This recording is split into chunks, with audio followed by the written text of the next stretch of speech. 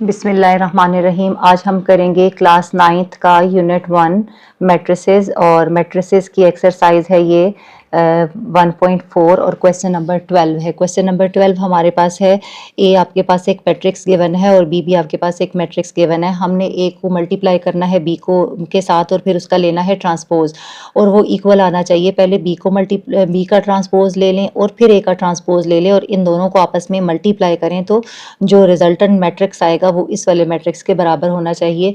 तो इसको जब तक करेंगे नहीं समझ में नहीं आएगा। तो सबसे पहले हम ऐसा करते हैं कि लेफ्ट हैंड साइड ले लेते हैं। लेफ्ट हैंड साइड हमारे पास है जी ए और बी का ट्रांसपोज। ए मैंने ये लिखा, बी मैंने ये लिखा। मैंने डिफाइन कर लिया कि ये वाला कॉलम 1 है और ये वाला कॉलम 2 है। और जब इनको पहले मल्टीप्लाई करेंगे, मल्टीप्लाई करने के बाद एंड वाले स्टेप में जाके हम इसका ट्रांसपोज लेंगे। तो मल्टीप्लाई करते हैं जी फर्स्ट रो को। फर्स्ट रो का पहला एलिमेंट 2 है, 2 को मल्टीप्लाई करेंगे -1 के साथ, फिर बीच में प्लस का साइन डालेंगे और प्लस के बाद हम 5 लेंगे, 5 को मल्टीप्लाई करेंगे 2 के साथ। ये हमारा फर्स्ट रो को मल्टीप्लिकेशन होगी फर्स्ट कॉलम के साथ। अब हम दोबारा फर्स्ट रो लेंगे। फर्स्ट रो हमारे पास 2 है, 2 को मल्टीप्लाई करेंगे। सेकंड कॉलम का पहला एलिमेंट 1 है, बीच में प्लस का साइन डालेंगे, 5 को लेंगे, 5 को मल्टीप्लाई करेंगे। सेकंड कॉलम का दूसरा एलिमेंट हमारे पास 3 है। सेम काम हम लोगों ने रो नंबर 2 के साथ करना है, यानी हमने रो 2 को मल्टीप्लाई करना है। तो यहाँ पे -3 को हम मल्टीप्लाई करेंगे। कॉलम 1 -1 है, जबकि हम 4 को मल्टीप्लाई करेंगे 2 के साथ। ये कॉलम 1 यहाँ पे कंप्लीट हो गया। अब रो 2 ले रहे हैं, -3 है, इसको मल्टीप्लाई करेंगे 1 के साथ, प्लस का साइन डालेंगे।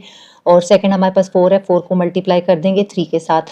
यहाँ तक हमने सिर्फ मल्टीप्लिकेशन की है। अब मल्टीप्लिकेशन के बाद इसको आगे से सॉल्व करते हैं। हमारे पास आ जाएगा 2 1s are -2 आ जाता है और 5 2s are 10। Then we have 2 1s are 2 और 5 3s are 15। यहाँ नीचे आ जाएं तो माइनस इंटू माइनस हो जाएगा प्लस और 3 1s are 3। 3 में प्लस कर लेते हैं, 4 2s are 8। अगेन इस साइड पे आ जाएं, 3 1s are 3 with negative sign 3 और प्लस 4 3s are 12। अब इनको मजीद आगे सॉल्व, अभी तक हम लोगों ने इसका ट्रांसपोज नहीं लिया, अब इसको मजीद आगे सॉल्व करते हैं। हमारे पास आ जाएगा इसका नेट रिजल्ट, यहाँ पे लिख लेते हैं। ये 10 में से जब 2 माइनस करें तो आ जाएगा 8। यहाँ पे आ जाएगा 17। यहाँ पे आ जाएगा 8 और 11। 3 प्लस करके यहाँ पे आ जाएगा 12 में से 3 माइनस करें तो 9। ये हमारे पास अभी सिर्फ इन दोनों का प्रोडक्ट आया है। एंड में हमने अभी इसका लेना है ट्रांसपोज।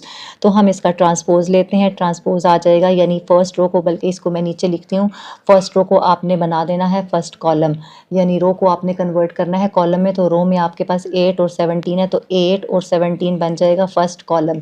इसी तरीके से 11 और 9 है और ये बन जाएगा 11 और ये 9। ये आ गई है हमारे पास इक्वेशन 1। इसको बोल देते हैं इक्वेशन 1, यानी लेफ्ट हैंड साइड हमने सॉल्व कर ली है। अब हम करेंगे right hand side solve. Right hand side solve करके देखते हैं कि दोनों साइड्स बैलेंस करती हैं या नहीं। यहाँ पे हमारे पास राइट हैंड साइड है, बी का लेना है ट्रांसपोज। तो बी मैट्रिक्स हमारे पास ये लिखी है, इसके साथ लेंगे ए का ट्रांसपोज। तो बी मैट्रिक्स का ट्रांसपोज लेते हैं। ट्रांसपोज का मतलब ये है कि इस रो को कन्वर्ट कर दें कॉलम में। -1 और 1 ये पहला कॉलम बन जाएगा। 2 और 3 रो में है तो ये कन्वर्ट हो जाएगा सेकेंड कॉलम के अंदर। इसी तरीके से 2 और 5 रो में है, ये कन्वर्ट हो जाएगा, यहाँ पे कॉलम बन जाएगा, जबकि -3 और 4 ये सेकेंड कॉलम बन जाएगा। अब यहाँ तक हम इनका ट्रांसपोज ले चुके हैं। अब इनको आपस में मल्टीप्लाई करना है। मल्टीप्लाई का रूल वही है जो हम पहले से करते हैं कि फर्स्ट रो को मल्टीप्लाई करेंगे फर्स्ट कॉलम के साथ। फर्स्ट कॉलम को डिफाइन कर लेते हैं कि ये हमारे पास फर्स्ट कॉलम है विद ग्रीन। फर्स्ट कॉलम के साथ मल्टीप्लाई करते हैं तो -1 को मल्टीप्लाई कर देते हैं 2 के साथ प्लस का साइन, और 2 को मल्टीप्लाई कर देते हैं 5 के साथ। अगेन फर्स्ट रो लेते हैं, -1 को मल्टीप्लाई कर देंगे सेकंड कॉलम के साथ। सेकंड कॉलम को हम लोग हाईलाइट कर देते हैं ऑरेंज के साथ कि अब यहाँ -3 आ जाएगा और फिर प्लस का साइन डालते हैं। ये मैं ऐसे ब्रैकेट ले लेती हूँ, प्लस का साइन डालते हैं, 2 को मल्टीप्लाई कर देंगे 4 के साथ। नेक्स्ट लाइन में आ जाते हैं, 1 को मल्टीप्लाई कर देंगे, कॉलम 1 2 है और साथ इसका 3 है, 3 को मल्टीप्लाई कर देंगे, कॉलम 1 5 है।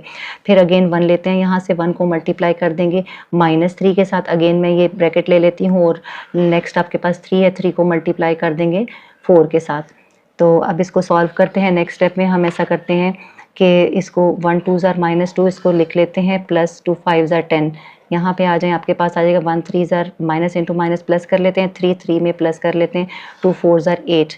नेक्स्ट हमारे पास आ जाएगा 2 1s are 2 और 2 प्लस 5 3s are 15 आ रहा है। यहाँ पे 1 3s are -3 आ रहा है और 3 4s are आ रहा है 12। तो अब इसको सॉल्व करके देखते हैं कि इसका नेट रिज़ल्ट हमारे पास क्या बनेगा।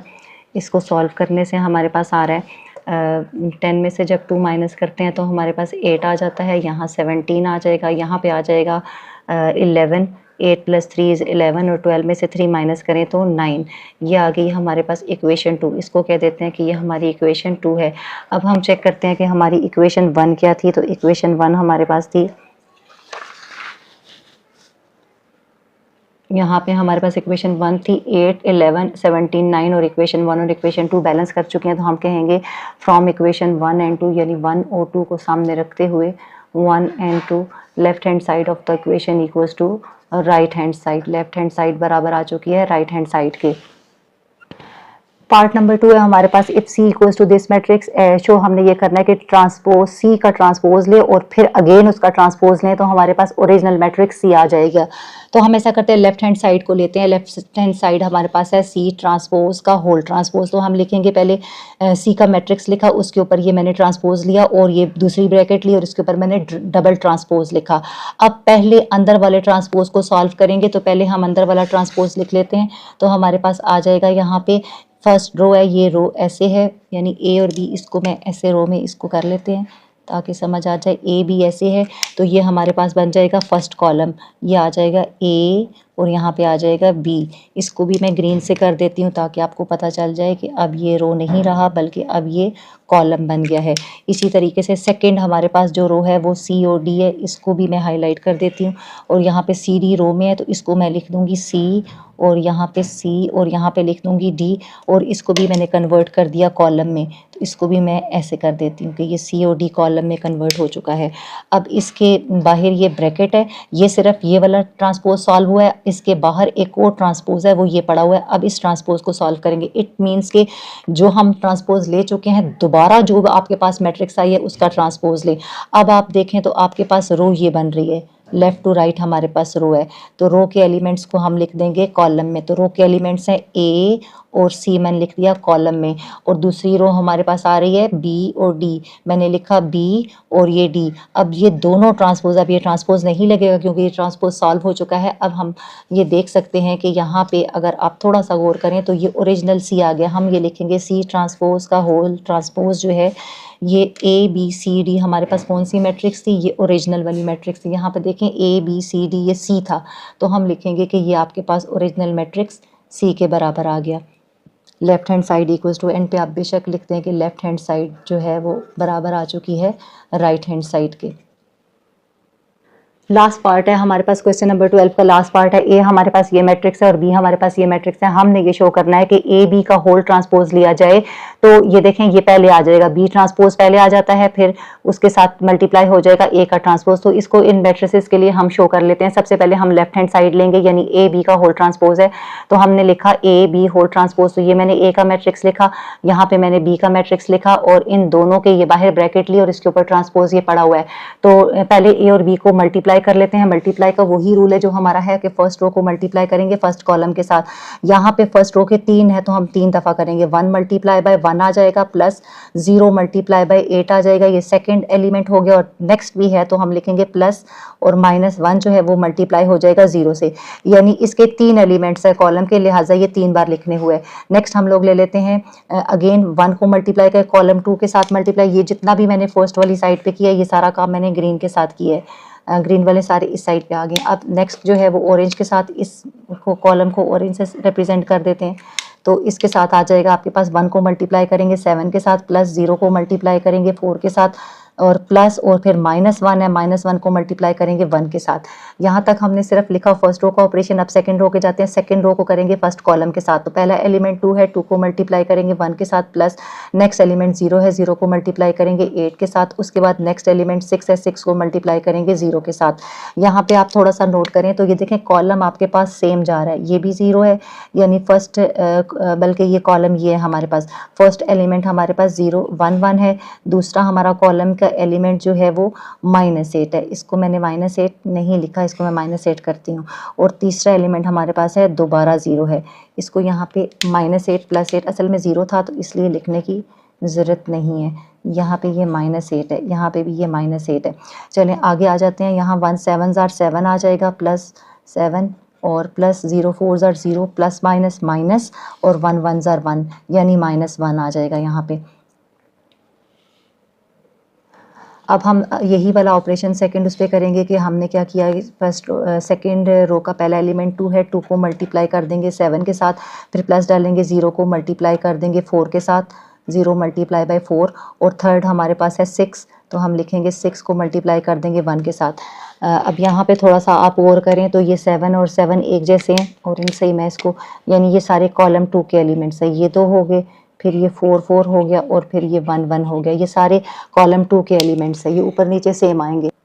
अब हमारे पास है जी 1 1 ज़र 1, 0 8 ज़र 0 और 1 0 ज़र 0, लिखने की ज़रूरत है, लिखें एक दफ़ा। 1 7 ज़र 7, 0 4 ज़र 0 एंड 1 1 ज़र 1, प्लस माइनस माइनस, तो यहाँ पे आ जाएगा -1।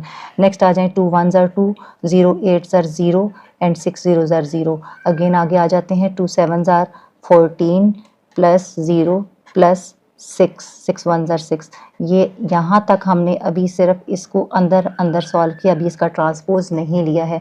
अब मज़ीद इसको एक दफ़ा सॉल्व करते हैं तो आपके पास आ जाएगा 1, यहाँ पे आ जाएगा 2, और ये 7 में से 1 माइनस करें तो 6, और यहाँ पे आ जाएगा 20।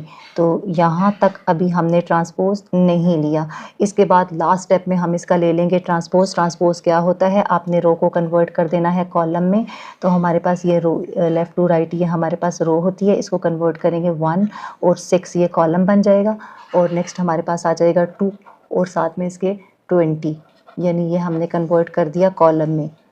यह आ गई आपके पास इक्वेशन 1, इसको बोल देते हैं इक्वेशन 1। अब हम सॉल्व करेंगे इक्वेशन राइट हैंड साइड इसकी।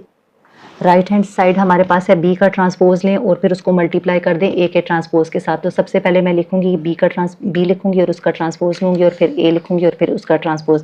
ये मैंने बी लिखा और ये मैंने ए लिखा। अब बी का लूँगी ट्रांसपोज, तो बी का ट्रांसपोज का मतलब ये है कि ये जो फर्स्ट वाली रो है ये आपके पास रो है, इसको आप कन्वर्ट कर दें कॉलम में, तो ये आ जाएगा 1 7।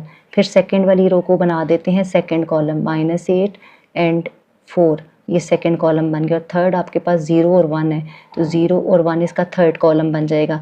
अब ये आपके पास 3 एलिमेंट्स हैं इसके और ये रो में हैं, इनको कॉलम में कन्वर्ट करना है, तो ये आ जाएगा 1 0 -1, और फिर आ जाएगा -1, फिर आ जाएगा सॉरी नेक्स्ट हमारे पास 2 था, फिर आ जाएगा 2, इसको मैं प्लस कर देती हूँ 2, और ये 0 और यहाँ पे 6।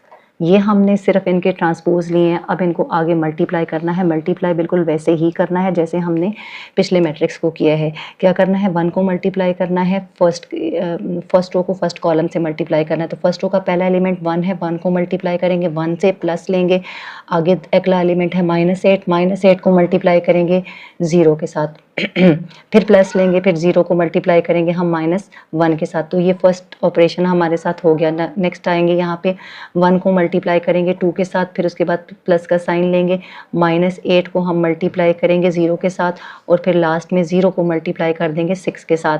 नेक्स्ट हमारे पास आ जाएगा 7 को मल्टीप्लाई करेंगे ये वाला 1 कॉलम 1 के साथ, फिर प्लस का साइन है, फिर 4 को मल्टीप्लाई करेंगे 0 के साथ, और फिर लास्ट हमारे पास है 1 को मल्टीप्लाई करेंगे -1 के साथ। अगेन आ जाए 7 को हम मल्टीप्लाई करेंगे कॉलम 2 के साथ, तो ये 2 इसका पहला एलिमेंट है, फिर हम 4 को मल्टीप्लाई करेंगे, सेकंड एलिमेंट हमारे पास 0 है, 0 के साथ प्लस लास्ट हमारे पास 1 है, 1 को मल्टीप्लाई करेंगे 6 के साथ।